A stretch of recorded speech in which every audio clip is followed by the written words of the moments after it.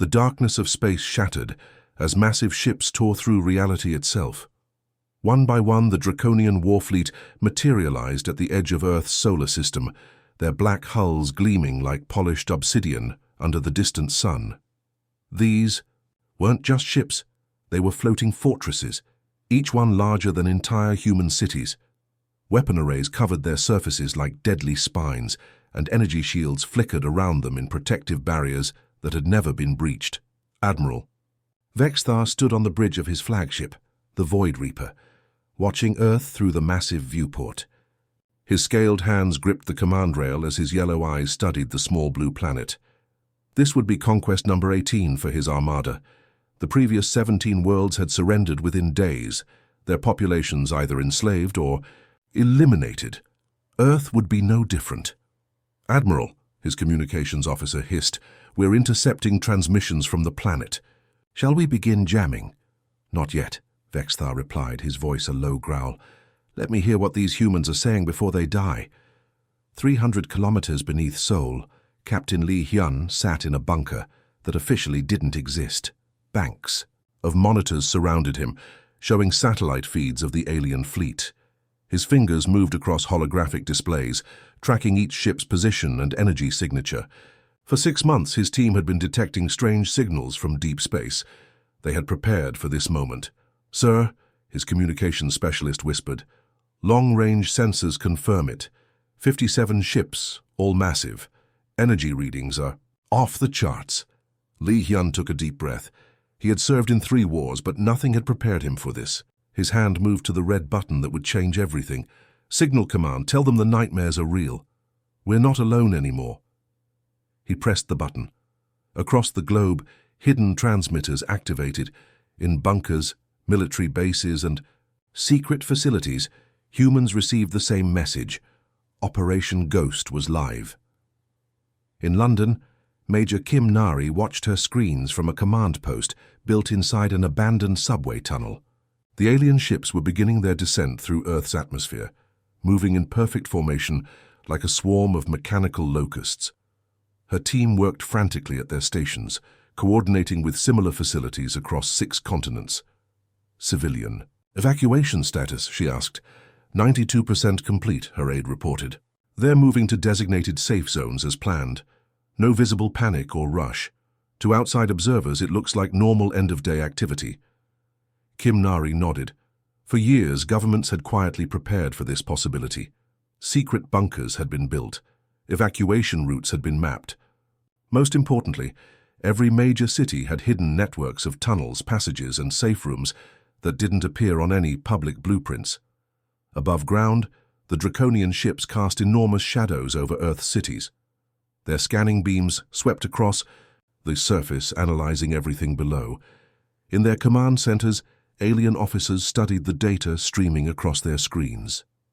"What do you see?" Admiral Vexthar asked his intelligence officer. "Standard primitive civilization, Admiral. 8 billion inhabitants across 7 continents. No significant military presence. Their most advanced weapons appear to be chemical-based projectiles and crude nuclear devices. Their space capabilities are limited to small research vessels." Vexthar's mouth curved into what his species considered a smile. "And their defensive preparations?" "None detected, Admiral. They appear to be going about their normal daily activities. We're intercepting their communication networks now." On the main screen, human television broadcasts played. News anchors discussed weather patterns and sports results. Children played in parks while their parents watched from benches. Traffic moved normally through city streets. Shopping centers bustled with activity. "Look at them," one of the Draconian officers laughed, a sound like grinding metal. "They don't even know death is coming." But in a hidden facility beneath the Pacific Ocean, General Park Tae watched different feeds. His screens showed the real situation. Millions of humans moving through concealed passages, taking positions in underground chambers, and disappearing from the surface world without leaving any trace of panic or disorder. "Phase 1 complete," he reported into his communicator. "All major population centers are now empty shells. The stage is set." The Draconian fleet completed its atmospheric entry, their ships hovering over major cities like hungry predators. Landing craft began deploying from the larger vessels, filled with soldiers eager for conquest. Their sensors showed a planet full of life, ready for harvesting. What they couldn't detect were the 8 billion humans who had vanished into a network of hidden spaces that had taken decades to build. Earth looked normal from above, but it had become something else entirely. The largest trap ever constructed, baited with the appearance of helpless prey. The hunt was about to begin, but the Draconians had no idea who would be hunting whom. The Draconian landing craft descended like falling meteors, their engines screaming as they broke through Earth's atmosphere. Admiral Vexthar watched from his flagship as dozens of smaller vessels detached from the main fleet, carrying thousands of his finest warriors toward what should have been an easy victory. His tactical display showed perfect landing zones, major cities across the globe where human resistance would crumble within hours. The first craft touched down in Tokyo's financial district with a thunderous crash that shattered windows for blocks around. Steam hissed from their hulls as massive doors slid open with mechanical precision. Commander Thexmore stepped out first, his black armor gleaming, plasma rifle charged and ready. Behind him, 30 elite Draconian soldiers emerged in battle. Formation, their reptilian eyes scanning for targets. But the streets were empty. Thexmore's forked tongue flicked out, tasting the air for signs of fear or panic. Instead, he found only the ordinary sense of a living city. Exhaust fumes, cooking food, and the ocean breeze. His thermal sensors showed warm signatures from nearby buildings, evidence of recent human activity, but no actual humans anywhere. In sight. Spread out, he commanded his squad. Search every building, the humans must be hiding. 3 blocks away, Lieutenant Park Jin crouched in a maintenance shaft that connected to the city's subway system. Through a carefully concealed periscope, he watched the alien soldiers move through the shopping district like confused predators. His earpiece buzzed with quiet reports from observation teams across the city. Team 7, aliens are checking the department store on level 3. They look frustrated. Team 12 here, enemy squad just entered the subway entrance near the park. They're moving slowly, checking every corner. Park Jin smiled grimly. The Draconians were doing exactly what the planners had hoped. They were spreading out, dividing their forces and growing more confused by the minute. He whispered into his communicator, "All teams, maintain observation only. Let them get comfortable with the empty city first." In the shopping district, Commander Thexmore led his squad through a maze of stores and restaurants. Fresh sushi sat displayed in refrigerated cases.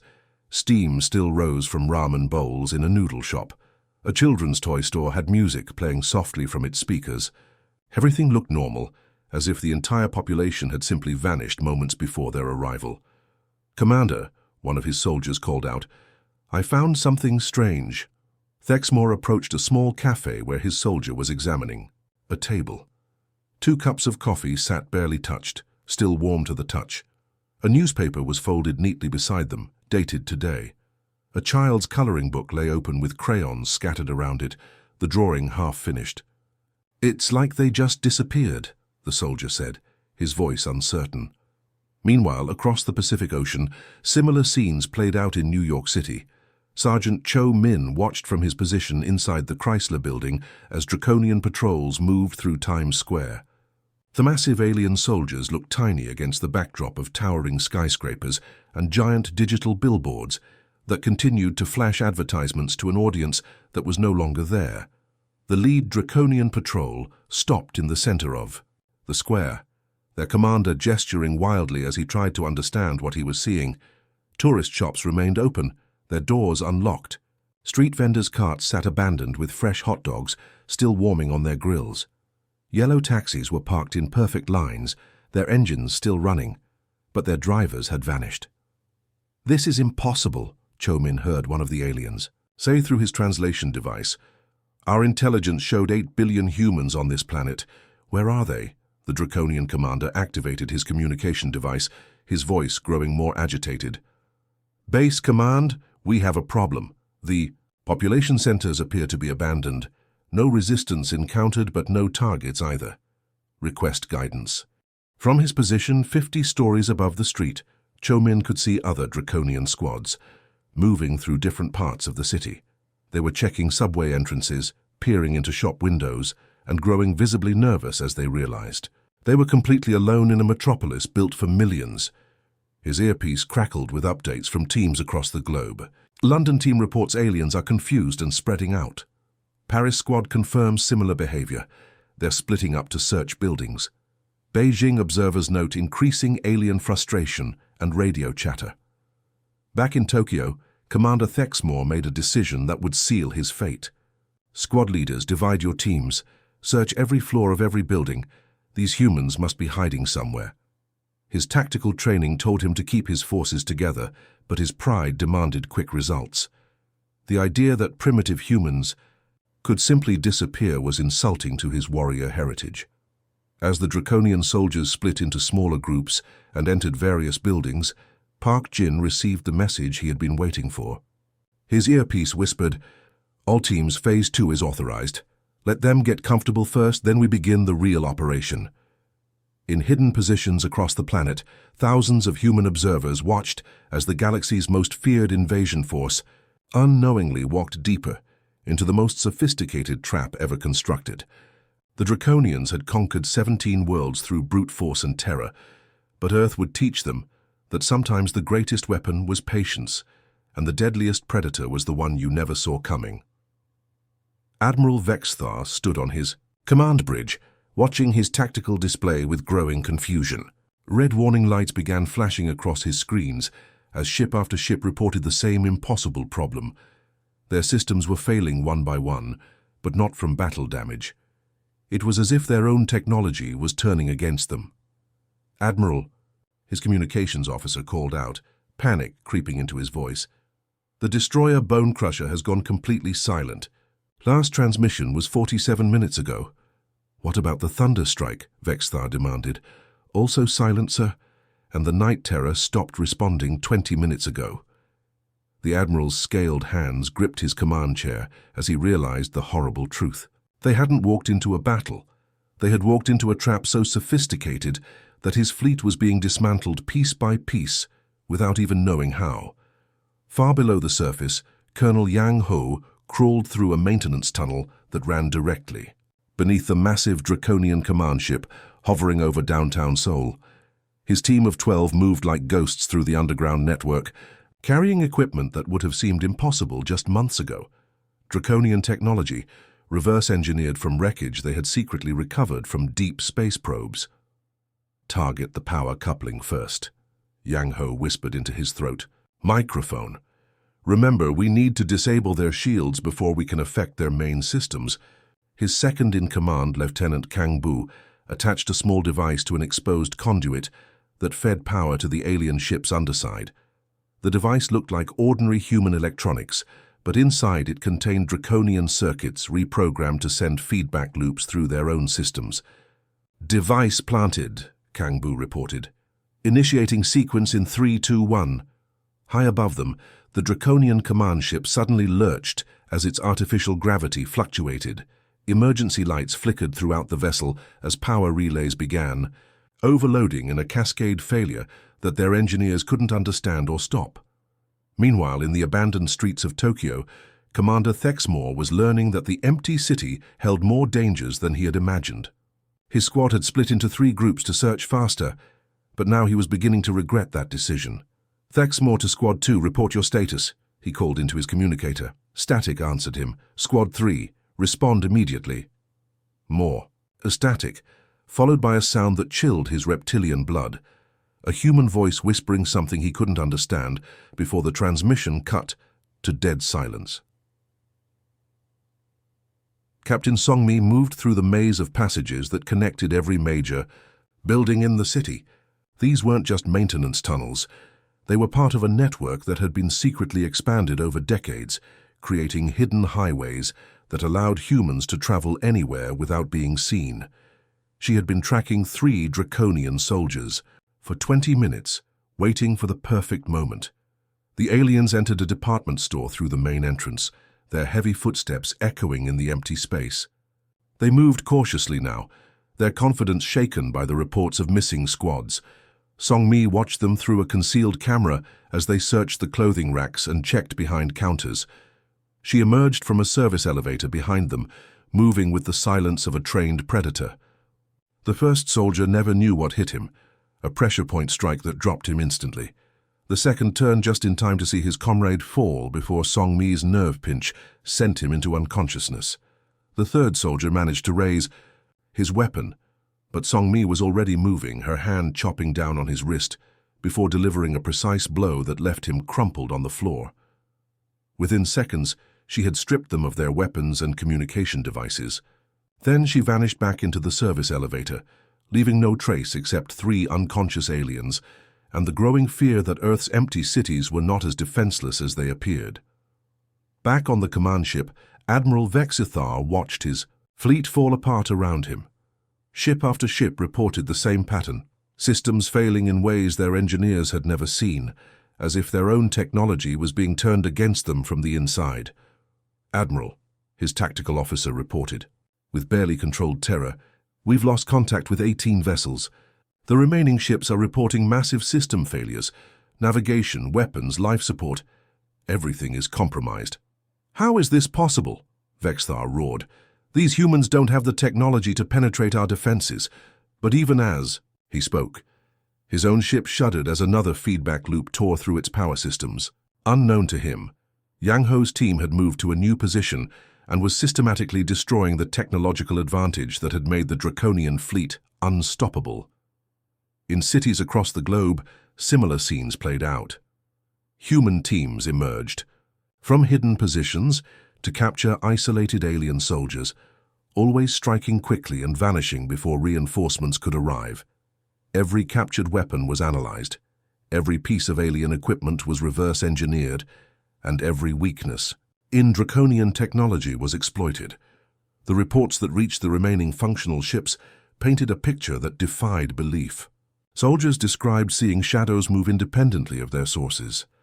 They heard whispers in empty buildings and felt eyes watching them from places where no one should exist.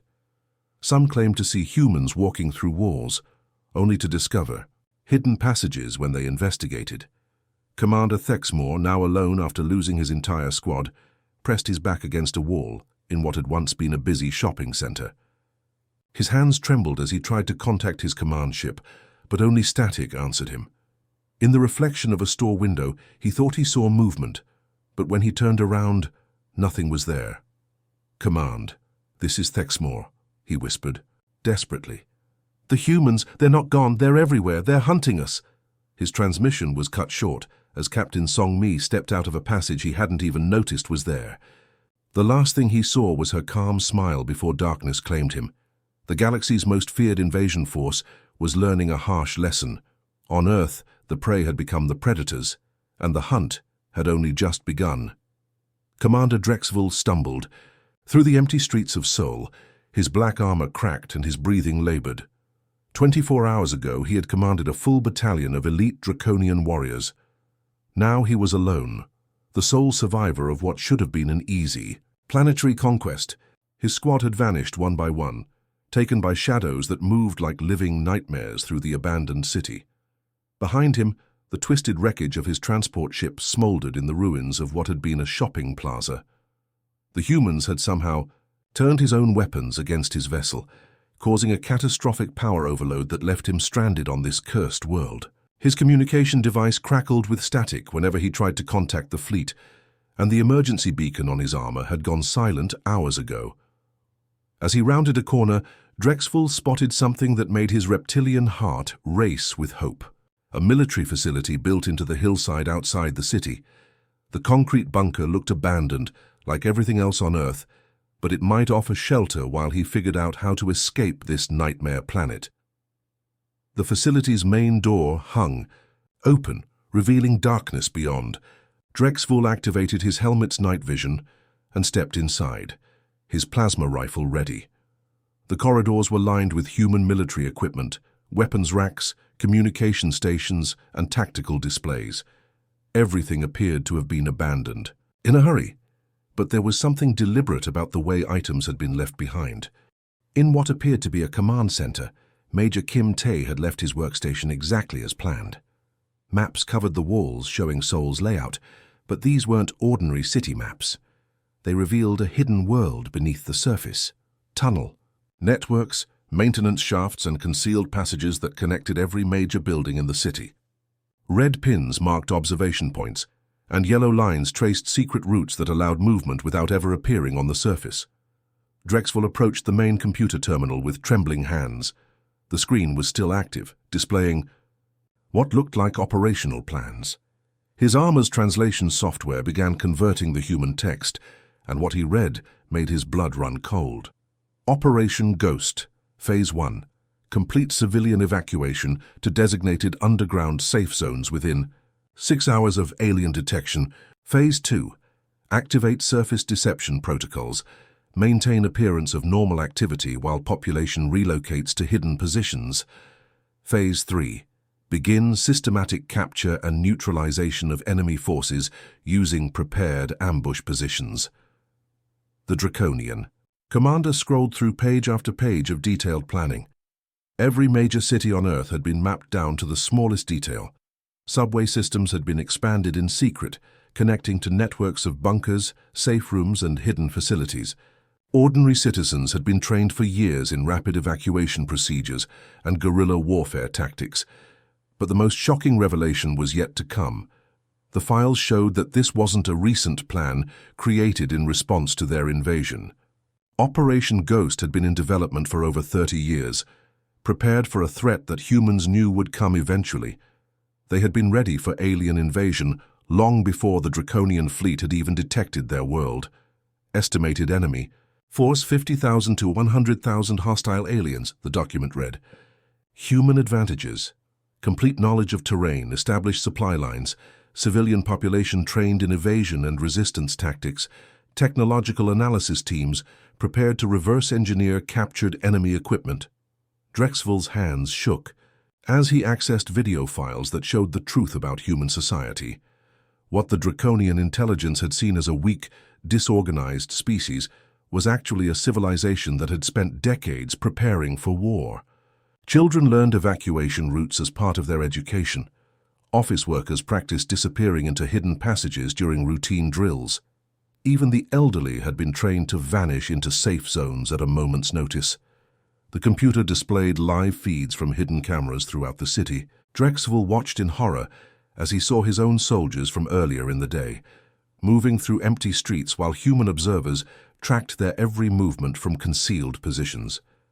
He saw Captain Song-Mi emerge from a passage to capture his squadmates, then vanish back into the maze of tunnels like a ghost. In her underground command center 200 kilometers away, Captain Lim Su monitored the Draconian commander's activities through the facility's security system. Her team watched as the alien accessed their files, his growing terror visible even through his reptilian features.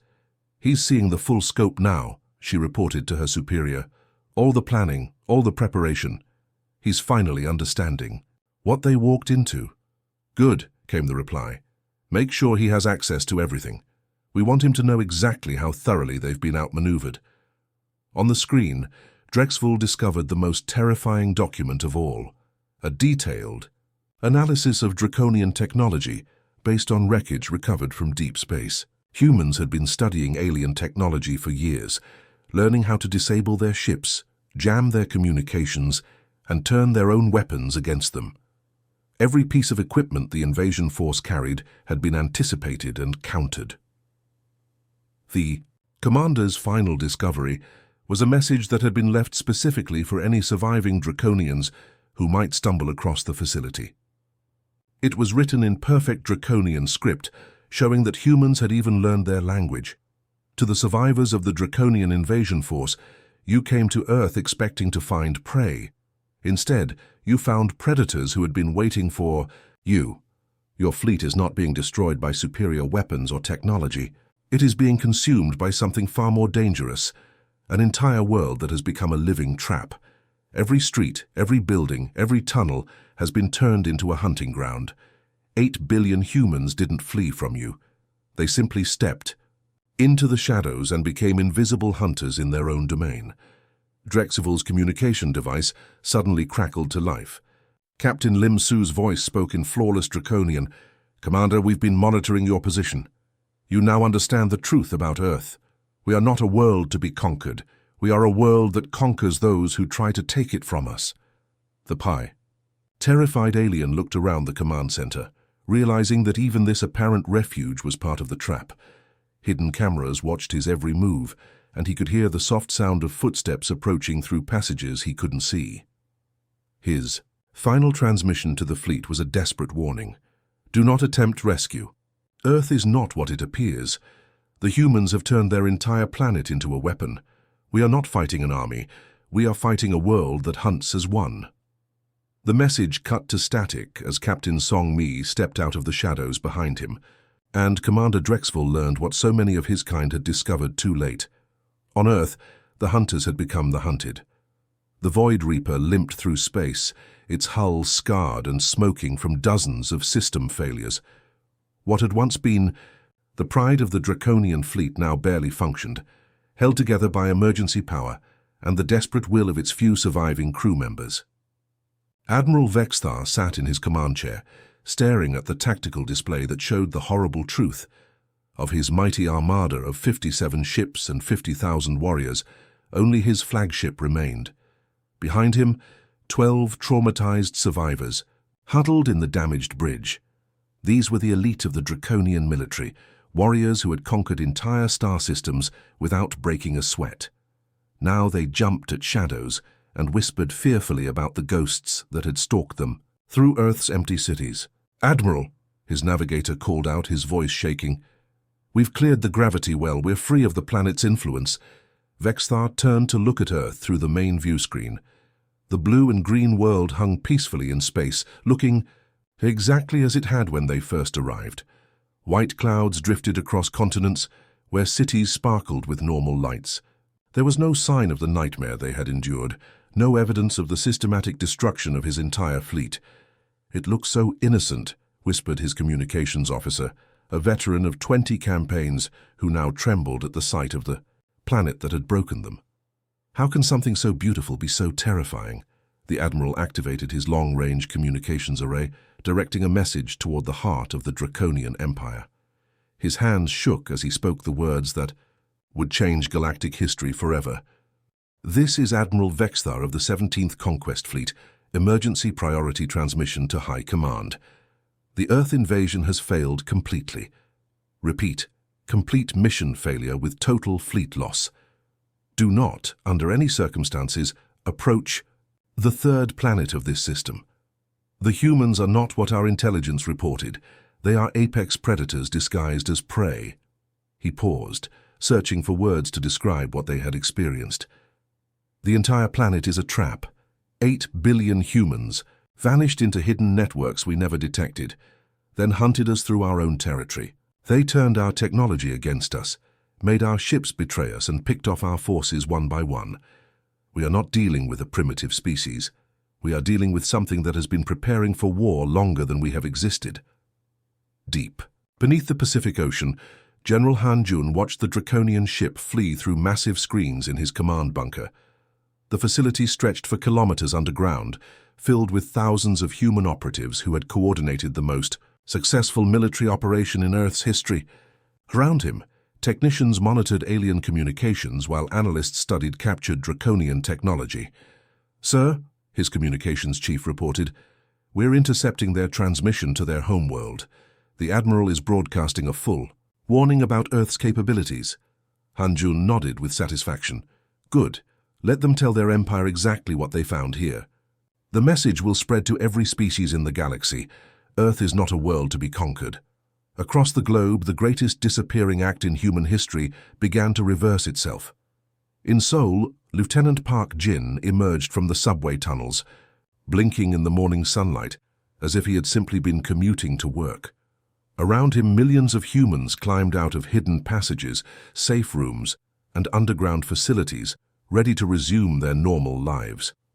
In Tokyo, Captain Song Mi walked out of a department store, as if she had been shopping all along. The unconscious Draconian soldiers she had captured were nowhere to be seen. They had been quietly collected by recovery teams and transported to secure facilities where human scientists would spend years studying their biology and technology. In New York, Sergeant Cho Min descended from the Chrysler building using a regular elevator, carrying a briefcase full of alien technology that would advance human science by decades.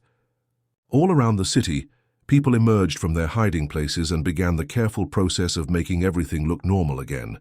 The Draconian survivors aboard the Void Reaper watched this impossible transformation through their long-range sensors. Cities that had been completely empty suddenly filled with millions of people going about their daily business. Traffic flowed normally through streets where alien patrols had wandered in confusion just hours before. It was as if the entire planetary population had simply materialized out of thin air. They were there the whole time, Admiral Vexthar whispered in horror. Watching us, hunting us while we thought we were the predators. They made us feel like we were in control while they dismantled our entire fleet. His science officer pulled up tactical recordings from their brief time on Earth. Admiral, analysis of their tunnel network shows construction dating back 30 years. They didn't build this in response to our invasion. They were ready for us before we even knew their world existed. The implications hit Vexthar like a physical blow. Humanity hadn't just defended against an invasion, they had laid a trap, decades in the making, waiting patiently for someone to walk into it. Every aspect of their society had been designed to vanish and reappear at will, turning their entire planet into the ultimate predator's hunting ground. As the Void Reaper limped toward Draconian space, its emergency beacon broadcasting the location of humanity to anyone who might be listening, Admiral Vexthar made one final log entry. Personal record, Admiral Vexthar, final entry. We came to Earth believing we were the apex predators of the galaxy. We were wrong. Humanity is something far more dangerous than any warrior species we have encountered. They are patient, invisible, and utterly ruthless. They do not fight like soldiers. They hunt like wolves. Any species that approaches their world will not face an army. They will face a planet that has learned to kill as one organism. The transmission reached Draconian High Command, and from there spread throughout the galactic community. Within months, every spacefaring civilization had received the warning. Stay away from the third planet orbiting the small yellow star. The humans were not to be conquered, contacted, or approached under any circumstances. Earth had won its first interstellar war without firing a single shot, and 8 billion people had proven that sometimes the greatest victory comes not from strength, but from patience, preparation, and the simple act of becoming invisible until it was time to strike. The galaxy now knew that Earth was not prey waiting to be taken. It was a predator, waiting to hunt anything foolish enough to threaten it. The end.